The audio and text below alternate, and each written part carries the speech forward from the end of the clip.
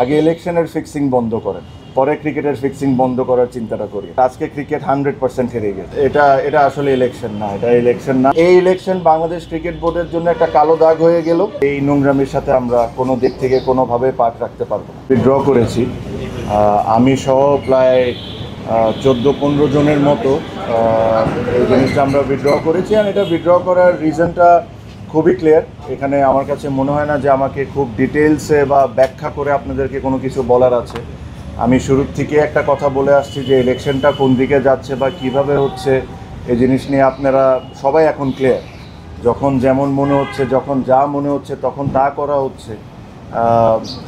এটা আসলে ইলেকশন না, এটা ইলেকশন না। আর ক্রিকেটের সাথে এই জিনিসটা কোনো দিক থেকেই মানায় না।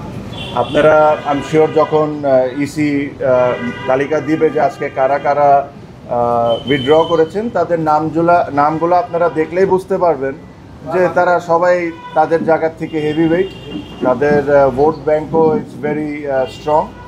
এটা হলো আমাদের একটা ওয়ে অফ প্রোটেস্ট, যে এখান থেকে এসে যে এই নোংরামির পার্ট আমরা থাকতে পারবো না। এখানে ধরেন বিভিন্ন ধরনের বিভিন্ন সময় অনেক ধরনের কথা বলা হয়েছে, but end of the day আমার কাছে মনে হয় যে এই নোংরামির সাথে আমরা কোনো দিক থেকে কোনোভাবে পাঠ রাখতে পারবো না। আর সেকেন্ডলি আমি একটা জিনিস সবসময় বলছি, বাংলাদেশ ক্রিকেট এটা ডিজার্ভ করে না, বাংলাদেশের ক্রিকেট ফ্যানরাও এটা ডিজার্ভ করে না।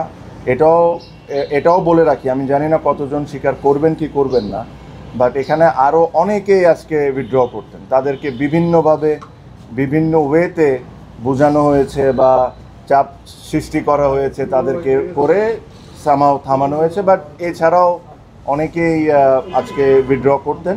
তাও 15 জন যদি আজকে করে থাকেন, যদি আমি রাইট হয়ে থাকি, এটা একটা সিগনিফিক্যান্ট নাম্বার।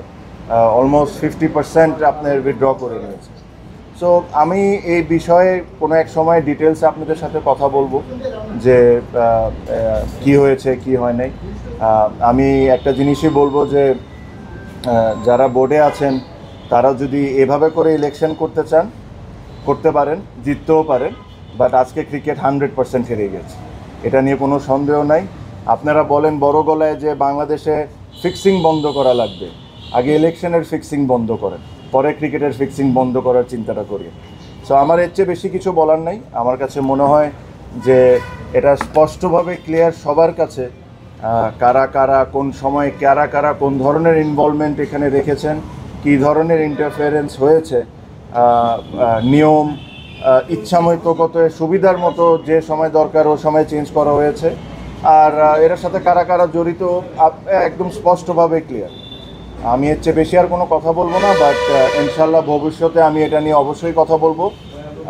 আমি আমার স্পিচ এই কথাই বলে শেষ করব যে এই ইলেকশন বাংলাদেশ ক্রিকেট বোর্ডের জন্য একটা কালো দাগ হয়ে গেল।